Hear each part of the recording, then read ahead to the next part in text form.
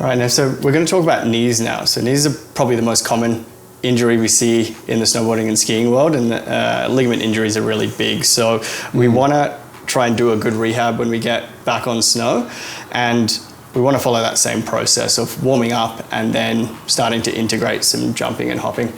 So a really easy way to get your knees moving and warm before you get onto a board is working on some squat slides. So getting into a squat position here, shifting your weight out to the side and trying to take that foot up off the floor there.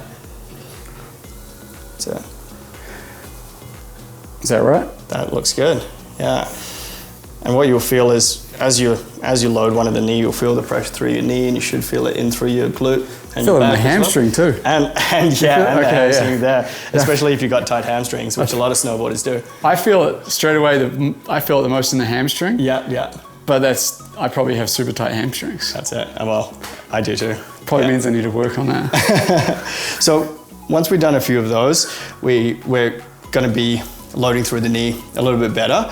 And then what we can start to do is strap on the board and start to do a little bit more dynamic movements. Okay. Yeah, so if we pop on the board, we can start with some really simple movements. And the good thing about being strapped into the board is that our feet are locked in, so we're gonna feel like we're in a snowboarding position now. So our feet are locked in. We can start with just getting some squats in. Good way to warm up the knees. And then when you're feeling comfortable, we can start to practice some jumps there. That's it. It's good. And just to get a bit more of a warm up, as we jump, we can really sink into it and try and get that height.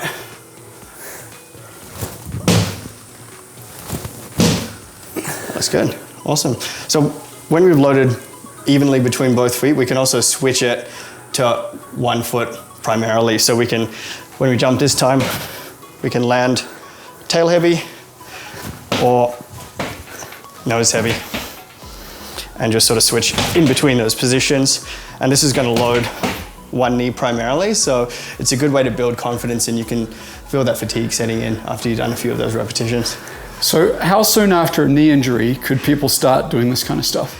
It really depends on the knee injury in terms of the ligament, but once the patient has successfully done a good strength program and they're ready for plyometrics, this is a good way to transition back onto the board. So, yeah. Okay, cool. The next thing we can do is start to work on some rotations. So we can do this on or off the board.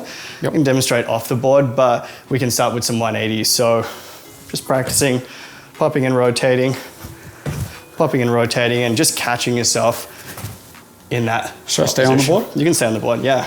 Okay, so 180s. That was good. Right on. Yeah, great. Now, when you're feeling comfortable with 180s, we can add in some 360s. So 360s, we take a lot more movement and try and get the board all the way around. Okay. Let's see how you go with that.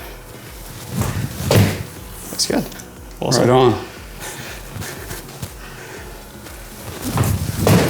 Great. So you can see with that, you need a few things here. You need a lot more height, a lot more pop, and a lot more rotation of the body. I definitely had to work harder. Yeah, that's it. So this is a good way to confidence build off snow, but still on a board. Side note, if you want to be able to do 360s on the mountain, if you can do them on a standing still environment, it makes it way easier when you come to do them on the mountain. Absolutely. That's a good way to practice. And you have to have strong knees. That's what this is. We're building knees, right? That's it. That's it. We're trying to build knee strength, confidence, and just your ability to balance on a board and shift weight effectively. So cool. Yeah. So one thing I would say from a non-physiotherapist is that if you want to be able to, if you've had a knee injury and you want to get back out and snowboard and be able to do 360s, I would expect it's safer to be able to do them in this environment than it is on the mountain. Yeah. What do you think? Absolutely. It's always good to train in a controlled environment first. When you're in the park, there's lots of unpredictable elements, and it's so much nicer to be able to be confident in the gym setting first, doing your tricks, then taking it out onto the snow. Now, if you don't have one of our boards, you can do this in your real snowboard. You can strap into your boots, get on the on some carpet or some grass or a rug, and actually practice these. You're gonna have to work a little bit harder with a real snowboard.